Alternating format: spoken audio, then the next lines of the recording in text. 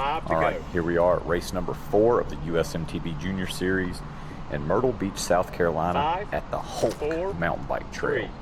3, 2, It's been about 12 years go. since I have been here. Man, oh man, what a difference that amount of time made. I guess the mountain bike scene in Myrtle Beach has taken off, and so has the trail building, and the trails are 10 times better, 50 times better than they used to be when I had been down here the last time. So much fun, all kinds of little obstacles and challenges throughout the race course. And this was a 6.5 mile lap. And on the start line, again, the top 3 riders in the nation: Hutch Griffith, Sebastian Ackley, and Nino O'Connell. And then we had one of the local kids come out. And so even though it was only 4, 3 of the top riders in America were lined up at the start line. All right, so during last week, we worked on our start, getting in the right gear, using the proper cadence to build up your RPMs and then change gears at the appropriate times. And so Nino off the start line had a little bit of a slow clip in, but used his gears exactly the way we practiced. And you can see that he made his way right around Sebastian, and still some work to do to catch up with Hutch. But again, that's one of the fastest kids I've ever seen at his age. So Nino was exactly where we wanted him to be, coming in behind Hutch, going into the single track in 2nd place. So good job, Nino, for getting off to a good start for this race, especially with no elevation. It was imperative that we got a good start, and he went right into the single track. And you can see here, I put the speed at 1.5 times the speed just to kind of speed up this race a little bit, because it's not a tremendous amount of action. But follow along, because this is a super cool trail. You get to see a lot of cool stuff, and Nino rode it extremely well. He had almost an 11 mile an hour average.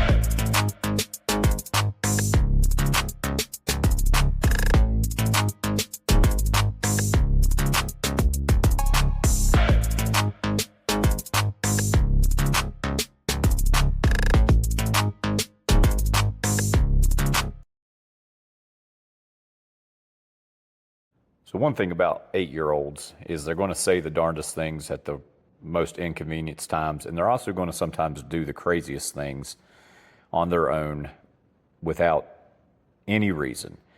And that takes us to this part. Is he had his new bike. We're on, I guess, week 2 of his new bike. He's still learning how to ride it, learning how to change the gears, all those things that you get when you have a new bike.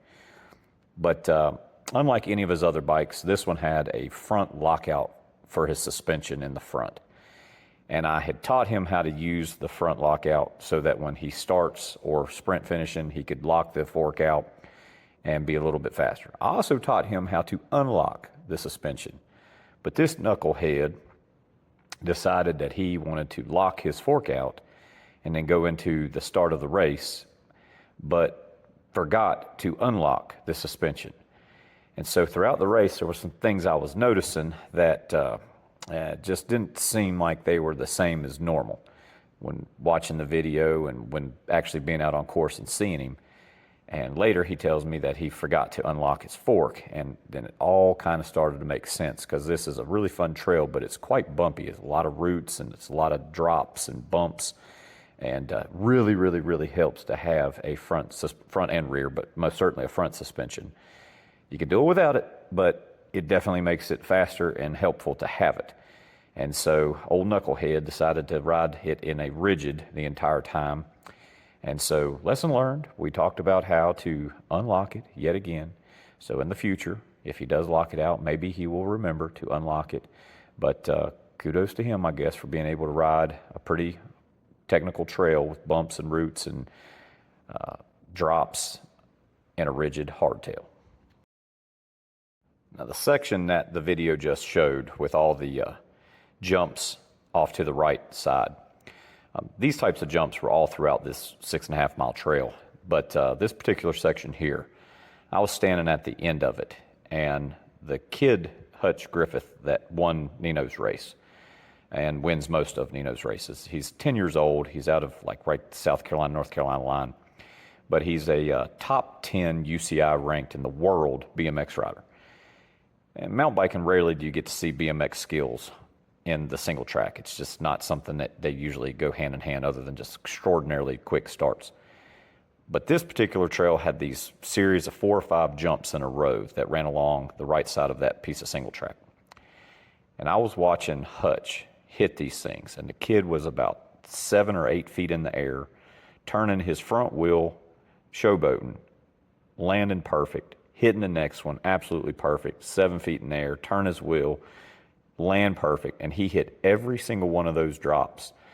And he looked like something out of a supercross race with the top pros in the world on motorcycles.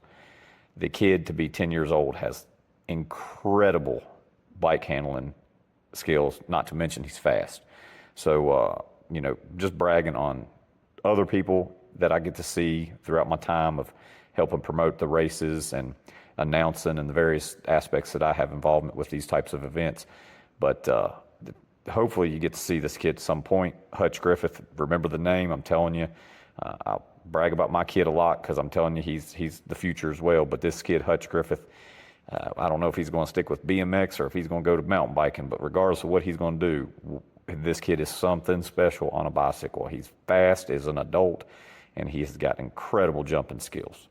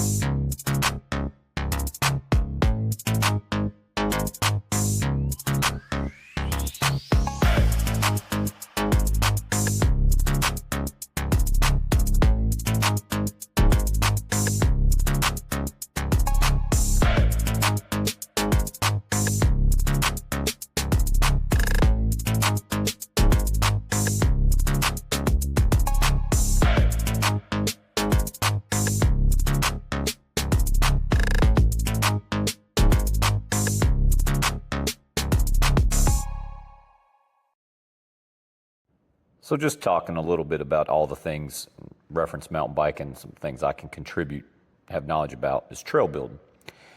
And when I first came to this trail about 12 years ago, it was, I hate to be rude, but it was horrible. It was rooty, it was not fun to ride. Not that I'm big giant on flow, but it lacked flow. And it honestly seemed like a desperation trail. And I can say that because at one time I built a desperation trail. But since the first time I was there to now, whoever knows what they're doing has been in there and has made this very small tract of land almost perfect to be less than 2 miles from the ocean. I mean, maybe a mile and a half. And they have turned what is a sandy forest into an amazing 7-mile single track trail. In order to do this, if you're watching on the video, you're seeing these sections of carpet. And I guess it's where hotels refurbish and renovate their properties, and they got all this carpet laying around. It's the only place I could think that they could get this much carpet. But anywhere that there's a turn that's bermed, steep uphill, which every uphill on this track is steep, though they're very short, or a steep downhill, which every downhill is steep, though they're very short, they have put carpet to help prevent erosion. And then when it gets anywhere else, it's like a mixture of sand and dirt. I don't know if they did that on purpose. And then there's some purpose-built like concrete structures. You'll see these little like concrete brick type of things that help secure the area to keep the erosion and keep the trails stable. And so kudos to the trail builders at Myrtle Beach, because I know how to build trails in the mountains, and that's extraordinarily difficult, but at least we have pretty stable soil. And Myrtle Beach, it's 97% sand, And this is an incredible trail to be almost pancake flat and nothing but sand. They have done, they've almost made hills, but they're short but steep, and it allows some sort of character to the trail. But the flow of it, for Nino, who is literally 8 years old, and though he's a fast 8-year-old, to be able to ride at 10.9 miles an hour on this for more than 30 minutes, pretty awesome, and that just kind of shows the fun factor. So highly encourage you to check out the Hulk Mountain Bike Trail, Myrtle Beach, South Carolina. If you're down visiting, I'll be the first to admit it's not a place I tend to go much, just because I like more quiet areas. But for the people that love Myrtle Beach, that's into mountain biking, take your bike and check this place out. We were there the first weekend of May, beautiful weather, and I have a terrible problem with getting destroyed by mosquitoes and other type of insects. They just have always liked me and ruined my day. But I was standing outside for hours on end helping with this event, and not one time did I get bit by a mosquito. So I don't know if it's just the time of the year or if I was lucky, but I did not have bug spray. So very much recommend checking out the Hulk at Myrtle Beach, South Carolina.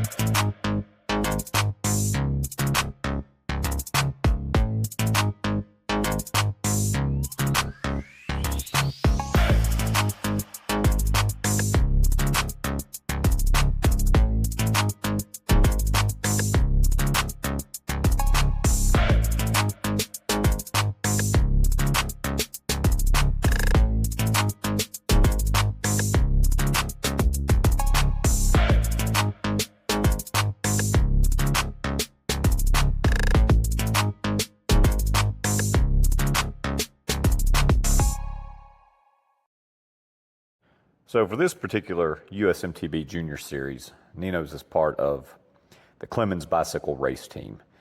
And the Clemens Bicycle is owned by Travis Bean, who's been a longtime friend of mine. And it's an awesome bicycle shop down in Clemens, North Carolina. But anyways, they have a pretty substantial team, mainly of adults, but they're trying to start a junior team. And so they, without any other way of saying it, kind of recruited Nino.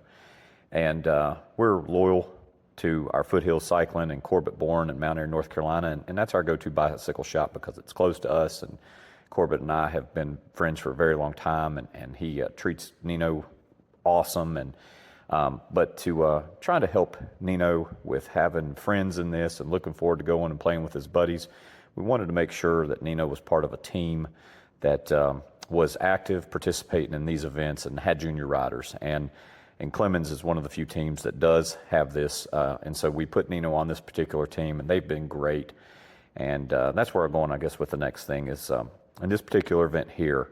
You can't see him on video because he's back staying out of the race with Nino and Sebastian, but shout out to JJ McDowell from Clemens Bicycle, one of Nino's teammates, and he was kind enough to take some stress off of Bethany and myself and ride behind Nino to make sure that he was safe because, at 8 years old, anything can happen, and there's a lot of things that does happen in mountain biking, and an 8-year-old's going to struggle to know what to do or how to cope with the situation. And we always are at a little bit more peace when one of the friends or family or whatever can ride with him, make it a little bit safer. And so I really appreciate JJ stepping up and riding behind Nino. And in a weird way, he kind of can still provide a pretty substantial workout. So even after JJ's race, where he did 3 laps, he still was energetic enough to go out there and help us with one more to follow Nino. And so thanks a lot, JJ, for that, and Clemens Bicycle Racing for the amazing support for Nino. And he really looks forward to seeing all the juniors on that team and hanging out with them at the event, and it's really helping him grow in this sport. So we've talked about a lot of other things, but we haven't talked much about the race. So to kind of hit on what's happening with the race is at the very beginning, Hutch took off in the front and was slowly putting a gap on Nino. Every mile they went, the gap would grow a little bit, but it never got too far out of hand. But Nino was in second place. And typically, you know, in mountain biking, you find yourself in no man's land where you just come to the finish line all alone. But here in the past 3 weeks, every single race has been tight all the way to the end. And so at this particular stage of the race, and from the beginning, after Nino passed Sebastian in the sprint into the single track, Sebastian fell in behind Nino, and he really used Nino as his pace car.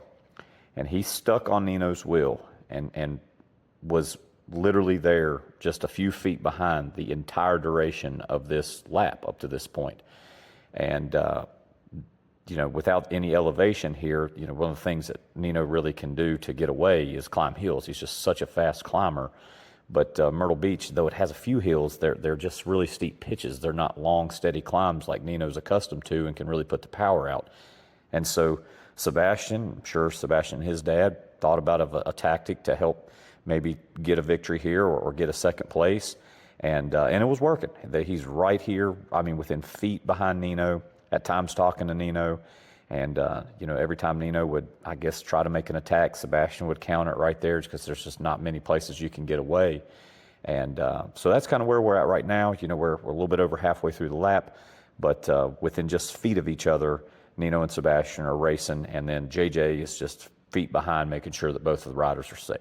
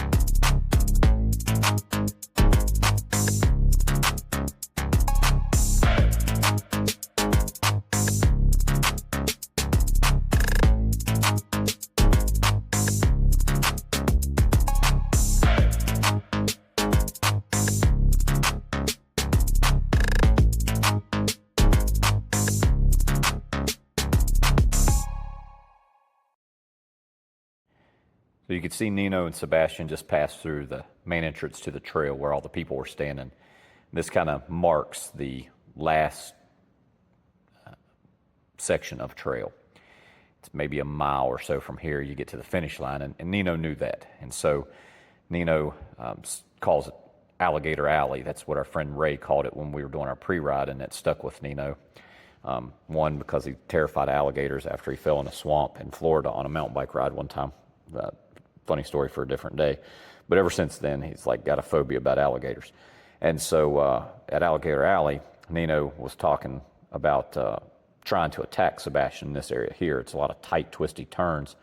And he said he was powering out of each of the turns in an attempt to get away, but Sebastian was glued to his wheel. You know, fortunately, in our pre-ride, we planned for this type of situation. You know, past couple weeks, like I said, have been sprint finishes. And so Nino was on the unfortunate end of these and leading up to this race. And so we spent a lot of time thinking about the tactics and the gearing and the different techniques that he could use to put himself in a more positive situation, I guess, giving himself a chance to win, at least the sprint. And so as we're finishing in this last mile, I know the things are going through Nino's head as he's getting closer to the end, and he needed to be in the right gear and use the right cadence in order to give himself a chance. And it was obvious, because when he came by me and I was yelling the things that we had discussed in practice, I could see him starting to apply them. And so, you know, as a coach or dad, or what coach and dad looking down and seeing the progress that we're making, I was really, really happy to see the things we worked on put into play.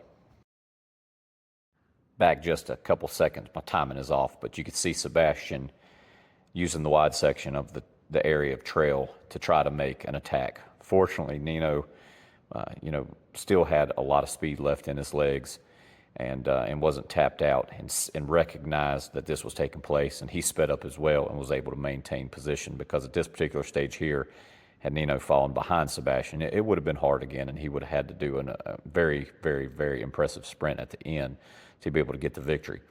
But Nino saw it coming and was able to speed up and maintain the second place position going into the tighter single track. We're getting close to the very end, but real quickly, please hit subscribe, like this, and share again.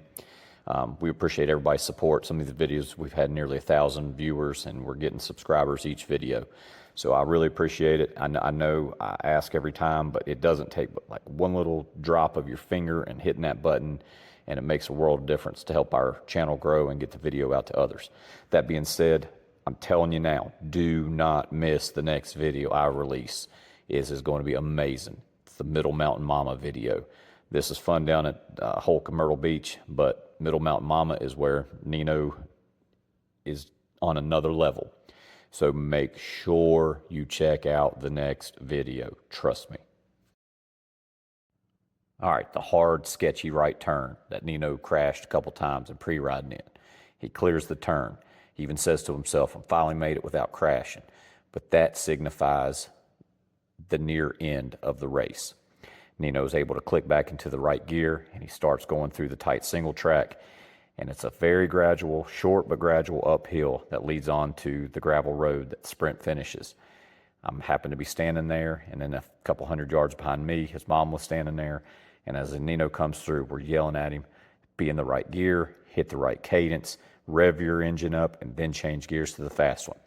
And as Nino went by me, he did exactly what I needed him to do, and that gap started to grow. And then when he hit that gravel, it was a sprint to the end. Watch it and see what happens.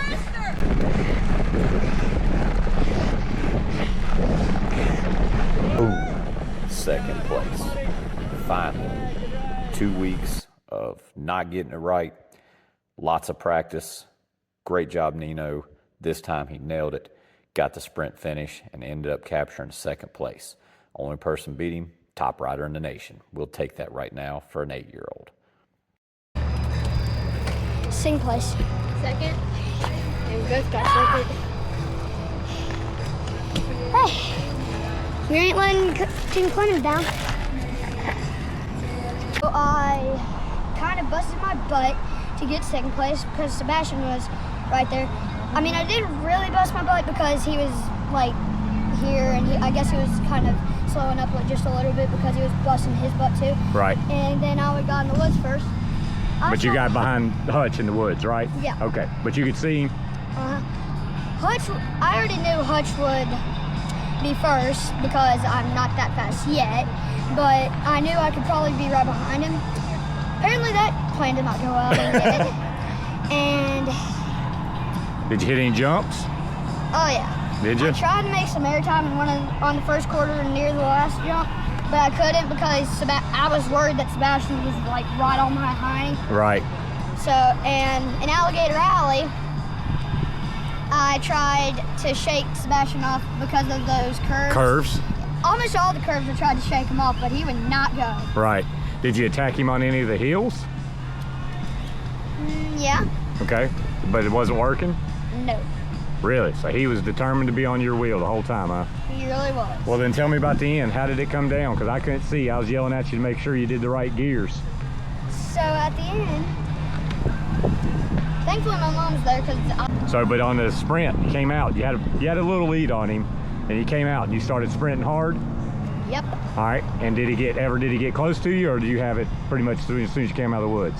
I had it basically. Yeah, because you did what you learned yesterday happened to you, right? Yeah. Oh, and in the middle of the trail, I already knew it because if Hutch is gone and I'm right there and I had that big of a lead on him through the trail, I would have won. Well, but he was trying to stay right there with you, wasn't he? I must admit, that is true. Yeah. You want to come back to the Hope next year? Definitely. Sweet. And it's not only for the race, it's for all the stuff you get to do here. Putt-putt, crab legs. Yeah, not as much crab legs, but definitely putt-putt. Nice. All right, buddy. I'm proud of you.